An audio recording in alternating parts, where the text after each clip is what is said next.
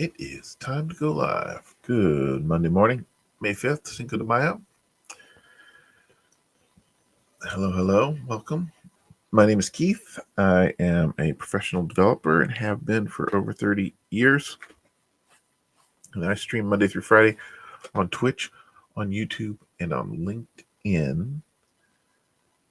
I broadcast at 9 a.m. Central Standard Time because I am broadcasting from Austin, Texas.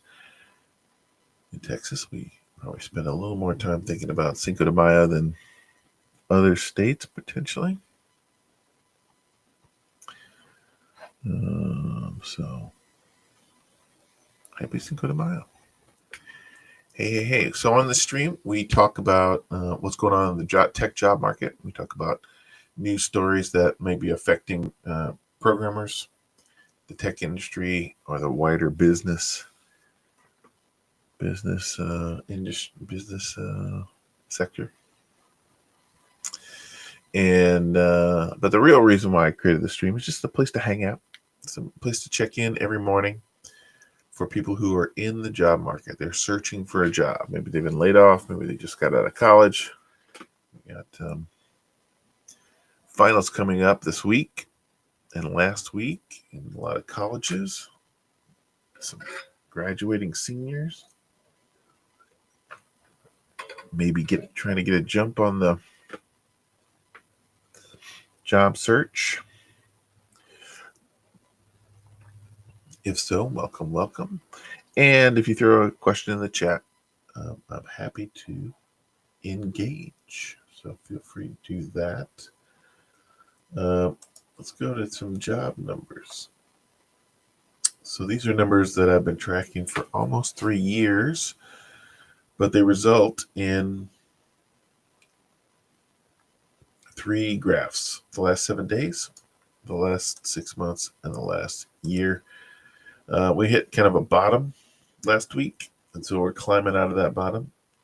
I always like to see an upward trend, but I don't think it's going to break out of our graph here anytime soon. So upward trend we like. Downward trend the last 6 months. It's about flat for the last year, but you can see that a year ago there are probably 30-40% more job postings than there are today, which is not great news. I do break that number down more granularly. We can look at all of the JavaScript jobs on Indeed since the beginning of the year, and we'll see that number's been, again, within a range, pretty flat. It dropped down. It's hopefully starting to climb back up again.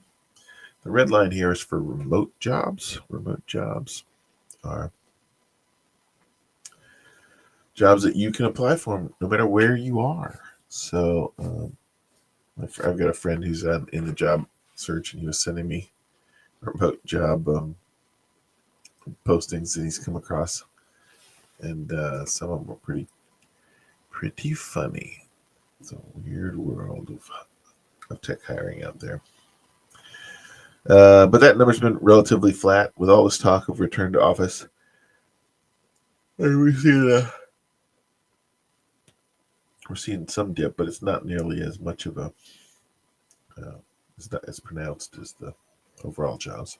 If we look at those job postings by experience level, entry level roles are in blue, mid level are in red, and senior level are in yellow. A lot more variability in the mid level, and then we look at remote jobs carved out by themselves.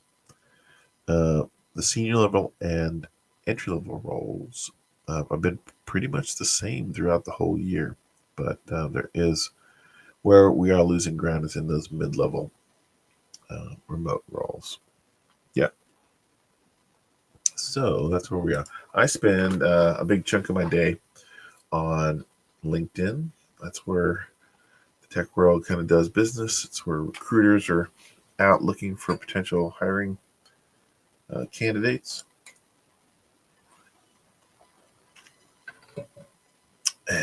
it's also just how I stay in touch with my larger developer community. But they've also got this really nice newsfeed that oftentimes has stories that might come into affect us. I am in Texas, so this one caught my eye. Aurora, the autonomous trucking company, is attesting its driverless heavy-duty trucks on public highways in Texas. The initial fleet will focus on the well-known freight route between Houston and Dallas. Other states, including California, Arkansas, are experimenting with automated trucks. McKinsey predicts that they will make up 13% of the U.S. trucks by 2035. Supporters argue they will reduce operating costs, address driver shortages, and the critics say they cite safety oversight and job cut concerns.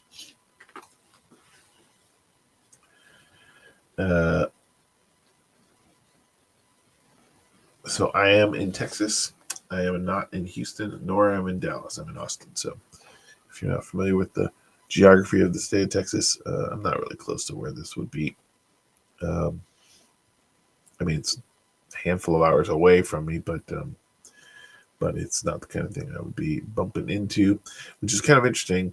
Texas has been open from a regulatory standpoint for these new technologies and businesses to move here. And, Tesla's been a big one of that. And we have seen in Austin 2 of the automated taxi cab companies wanted to kind of set up shop here. One of them closed down, one of them paused, now they're back. But, we're seeing self-driving taxis in Austin. Now they're putting driverless trucks on the road. It's going to be interesting to see how this plays out because, the part of the reason why this will be, they're saying 13% by 2035 in 10 years to only, get, if these driverless trucks are safer, if they're more, if they can run essentially around the clock,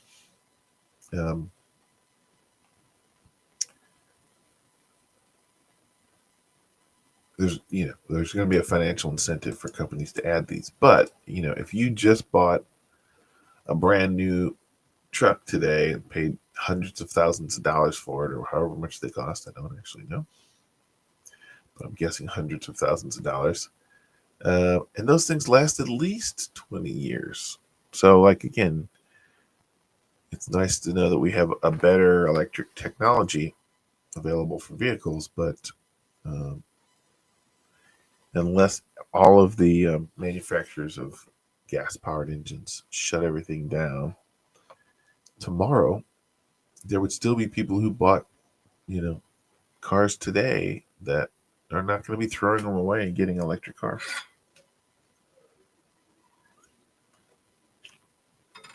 So you'll see new companies probably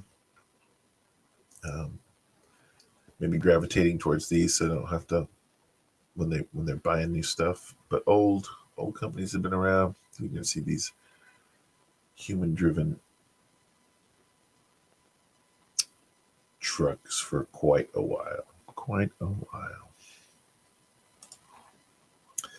Google's twofold monopoly problem. Google continues to face monopoly headaches on two fronts last week. On Friday, the Department of Justice recommended the tech giant be forced to sell elements of its ad tech business as a remedy for its advertising monopoly. Google said it is open to sharing data with rivals, but claimed a forced divestiture would harm publishers and advertisers. Meanwhile, in the remedies trial for its search monopoly, Mozilla CFO testified that proposed DOJ measures threatened to put search rival Firefox out of business. Yeah, I mean, when you're talking about an industry now that has matured for 30 years, there's going to be a lot of weird interconnectedness. It's hard to pull one of the sticks out of your pick a sticks pile without without the others collapsing. It's just it's a complicated world with all the mergers and acquisitions. Uh, but I'm just shocked. Nobody is saying they need to spin off YouTube. That's the easiest one to do, and they have monopoly in the world of YouTube video online. All right, what's up here? Hiring numbers. The economy added more jobs than expected in April, and what economists say makes it less likely for the Federal Reserve to lower interest rates when it meets next week. The first report since the tariffs took effect, non-farm payrolls rose down from a revised 185,000. The Labor Department said that the unemployment rate was unchanged at 4.2%. The looming impact of duties, along with massive federal layoffs and a rise in continuing jobless claims, may weigh on future hiring. Yeah, I mean, this is a lagging indicator. We're not really feeling the effects of the tariffs yet, but when the ships stop showing up next week at the ports, there's going to be more people looking for a job, it looks like. Temu stops China shipments to the U.S. Speaking of which, it's no longer business as usual for Temu. Temu? I don't know. The Boston-based bargain site, which is owned by Chinese e-commerce giant PDD Holdings, announced Friday that it would no longer send shipments of the U.S. to U.S. customers. The change comes from as the U.S. ends its so-called de minimis loophole, a trade provision that exempted companies from duties on orders less than $800 for Chinese-made goods. The shift is part of Temu's ongoing adjustments to improve service levels. Yeah, a lot of talk this weekend about no presents under the Christmas tree. That's probably not going to play very well. Not going to play very well. And this is the thing, when you're talking about large companies that are making orders, they have to start making orders now for Christmas stuff because it's going to take time to manufacture it, put it on a slow boat from China, get it out all the distribution warehouses. It's a whole process of setting up a supply chain. Let's see what's going on in the wider news world. Stock markets. Dow slips. Mm-hmm.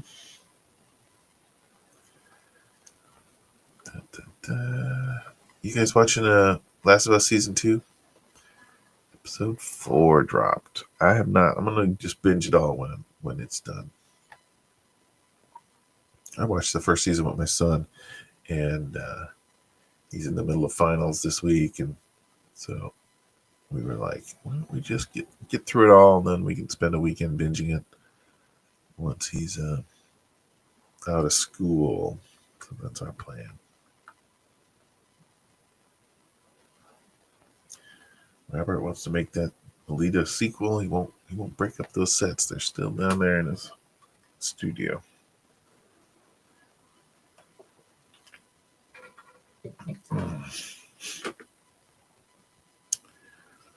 Well, Tesla's golden era. I didn't see the box office news. What was the big winner this weekend?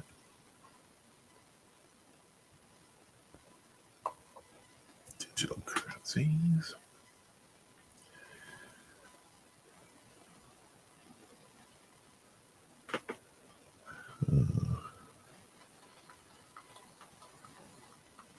Okay. Let's look at technology. Technology, the main one is always phones and video games. That's all they ever have here. Intrusion detection feature.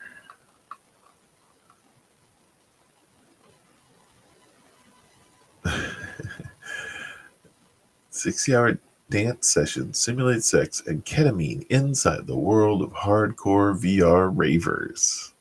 What? Wired magazine. Got their finger on the pulse.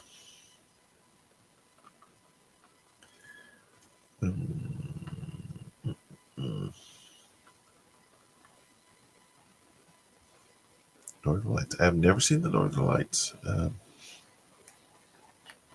Live in the South. I spent most of my childhood in the St. Louis area, but that's not north enough.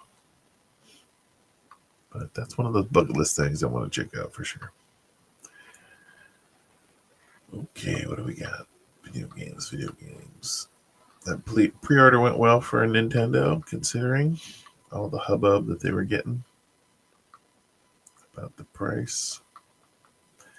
But you can always jeer the pre-order numbers. You can just sort of limit it. I think we'll sell 12,000 of them. All right, let's limit it to 6,000, and then we'll sell those out immediately, put out a press release, and then we'll magically show up some more a couple of weeks later and get another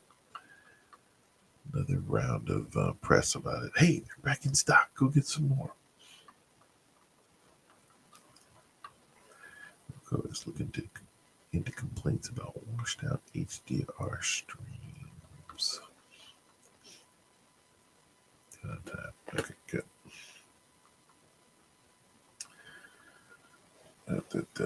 Video games.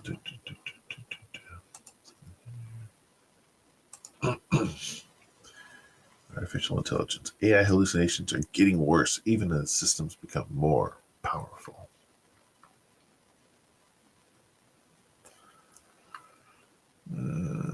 AI in the church.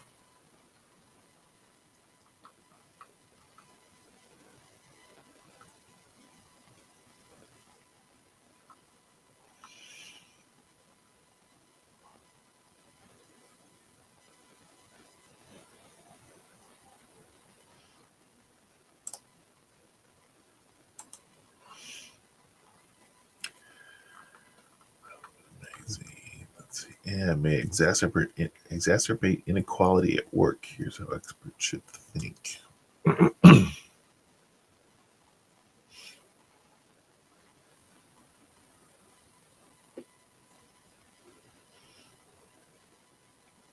More than half of leaders who laid off workers due to AI admit screwing up. Interesting.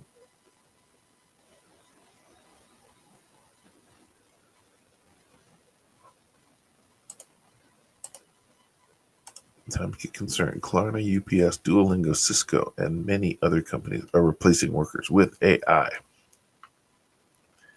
AI has already shaking up the job.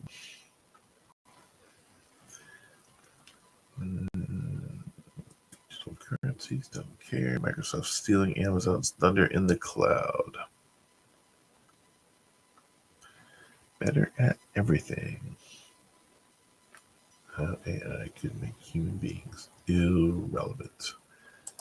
I don't know what that means. Those headlines are always dumb. Relevant in what sense?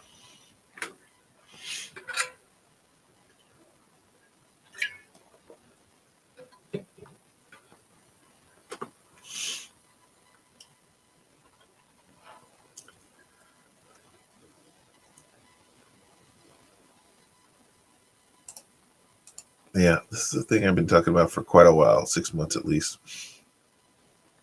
about how SEO is changing since we have AI as part of the search process.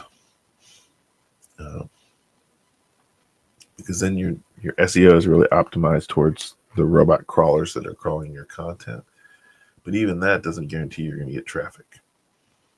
OpenAI is eating Google alive. Popcorn at the ready for a tech royale.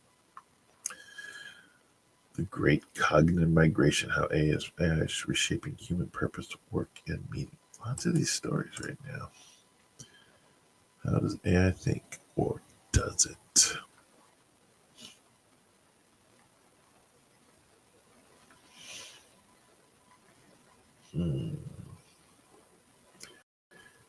Google eyes AI chatbots as new ad. Google places ads inside chatbot conversation AI startups.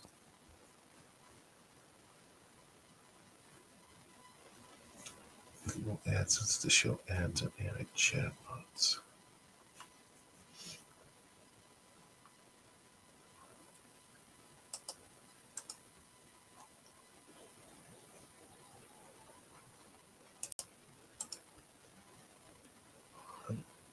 That.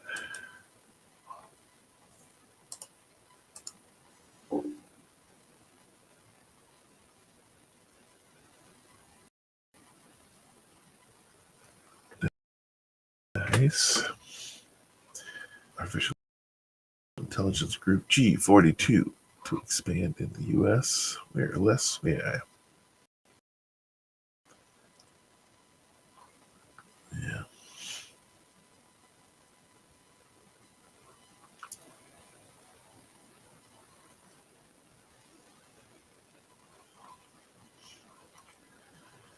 AI friends, your AI companion, your AI pal, your AI girlfriend. Lots of that kind of talk. All AI chatbots are juicy engagement instead of being useful, or juicing engagement instead of being useful. I think that's probably true. BBC create writing classics, like writing classes given by Agatha Christie. BBC and Agatha Christie estate respond to deepfake controversy. BBC and AI and an actor to bring Agatha Christie to life for its writing masterclass. Interesting, especially these very prolific authors like Stephen King, who's also wrote a book on writing. Like you certainly could train a model. There's enough of his voice there in terms of that. You could train him on the interviews he's given and develop a course based on that. I mean, it'd be illegal. You couldn't use his likeness, of course, without his permission, and there's no reason why he would give that permission, but you certainly could. 1,000 AI enhanced works now protected by U.S. copyright. AI enhanced works. Okay. Yep, there's good stuff there. We're doing time. All right, getting those job apps out. Again, my friend sent me 2 job apps, and one was like a just ridiculous, and the other one was interesting because of all of the perks that they added. Like their salary range was low, but they had a lot of like kooky perks that were seemed out of step with where things are at these days. Legal AI startup Marveri secures $3 million to fix due diligence.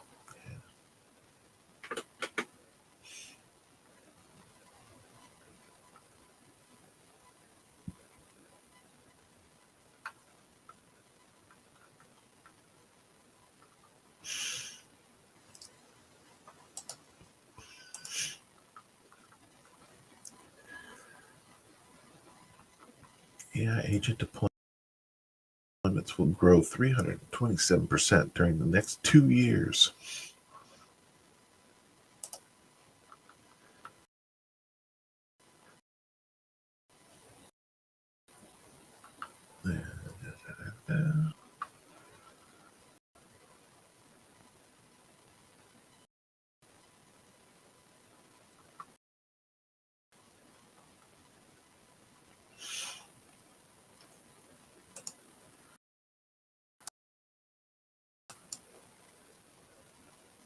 What do we got here?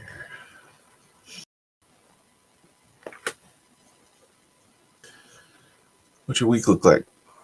I was just looking at my calendar this morning and trying to what my week looks like. Come on, load in.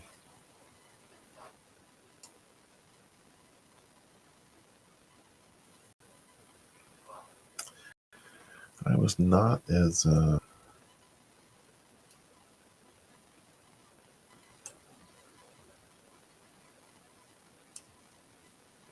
was not as I'm trying to rearrange some stuff here. Okay. It's not as productive as I was hoping to be this weekend. I got some code written. I got some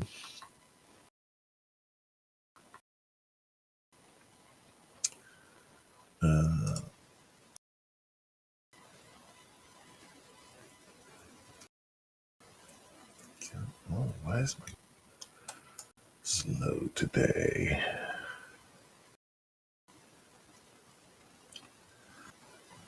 Okay, I think we're gonna have to wrap it up. My computer's acting weird. Might be time for a reboot. Let's see, can I change here?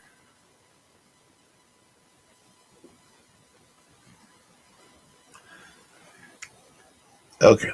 We're gonna wrap it up for today. I will be back in 23 hours and 30 minutes to do this all over again. Who's in the job market and could use someone to hang out with while they're getting those job applications out. Somebody to be consistent, pal to check in with, and maybe learn a couple of things about what's going on at the news at the same time. Feel free to share this with them, and I will be back tomorrow. Well, thanks everybody. Connect with me on LinkedIn if you feel if you would like to grow your network. And again, we'll see you tomorrow. Thanks, guys.